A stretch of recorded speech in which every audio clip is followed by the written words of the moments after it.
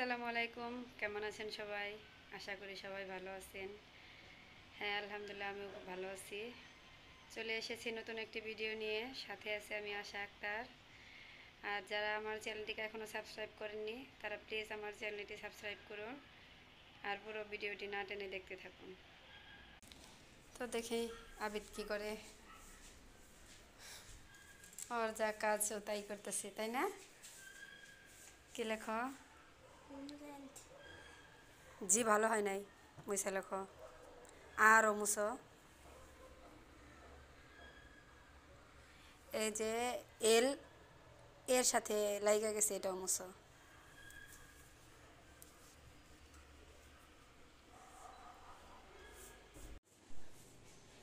দিক দিয়ে আমি রান্না বসাইছি। রান্না এই যে শাক ভাপ দিয়ে নিছি, পেঁয়াজ কাঁচামরিচ রসুন শাকের জন্য, ধনে পাতা কেটে নিছি, এই যে ছোটো ছোটো আলু সিদ্ধ করে নিছি। আজকে রান্না করবো পোয়া মাছ। পোয়া মাছ দিয়ে ছোটো ছোটো আলু এগুলো দিয়ে। আর যে শাকের জন্য মরিচ ভাজবো। এই যে ভাত রান্না আগে হয়েছে।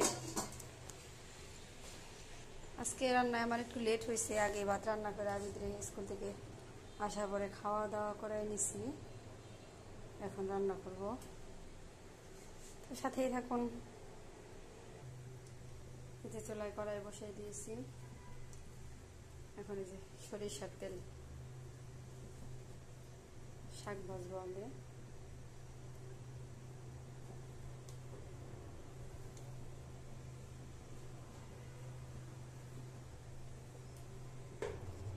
এই যে পেঁয়াজ কুচি,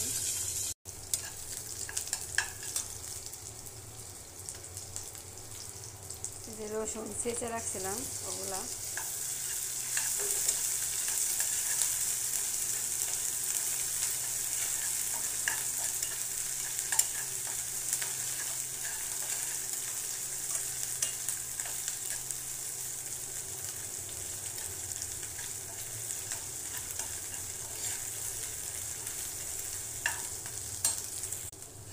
পেঁয়াজ ভাজা হচ্ছে, শাক দিয়ে দেবো।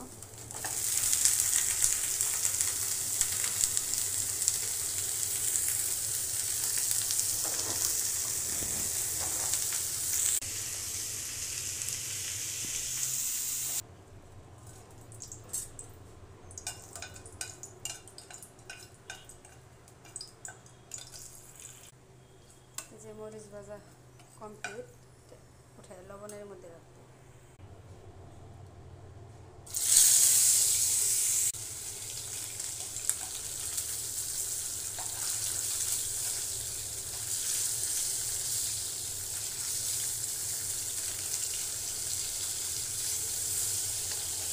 এখানে একটা পোহা মাছ নিচ্ছি,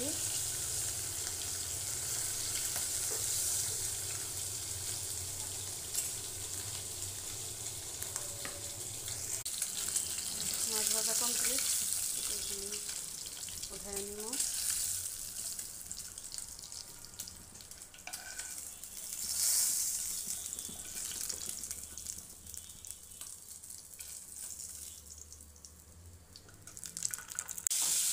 পেঁয়াজটা কেমন ভাজতে দিচ্ছি, আর এদিকে যে জিরা গুঁড়ো, হলুদ গুঁড়ো, মরিচ গুঁড়ো, লবণ, একটু রসুন, হালকা একটু পানি দিয়ে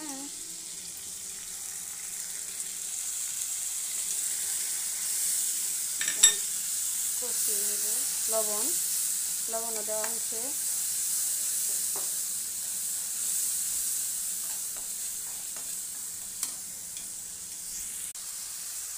মশলা কষানো হয়ে গেছে, এখন আলুগুলা সিদ্ধ করা আলু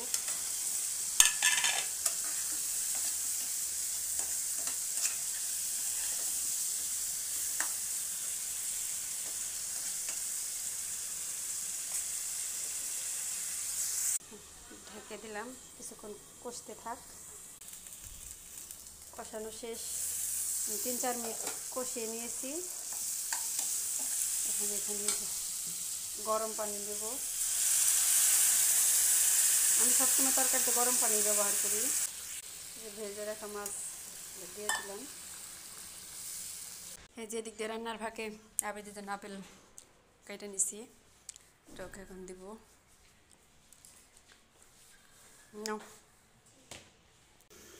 এই যে আমার রান্না প্রায় শেষ, এখন ধনে পাতা দিয়ে দেবো।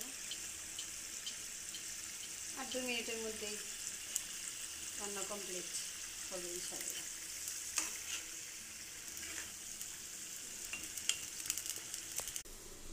আমার রান্না কমপ্লিট, চুলাটা এখন বন্ধ করে দেব।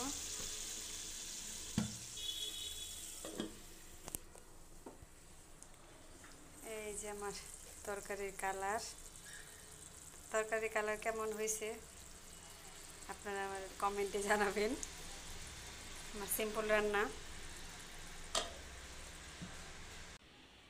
এই যে আমি এখন খাবার খাবো, গরম গরম শাক ভাজি সাথে শুকনো মরিচ, এগুলো এখন খাবো। আজকের মতো এখানে বিদায় নিচ্ছি, সবাই ভালো থাকবেন, আল্লাহ হাফিজ।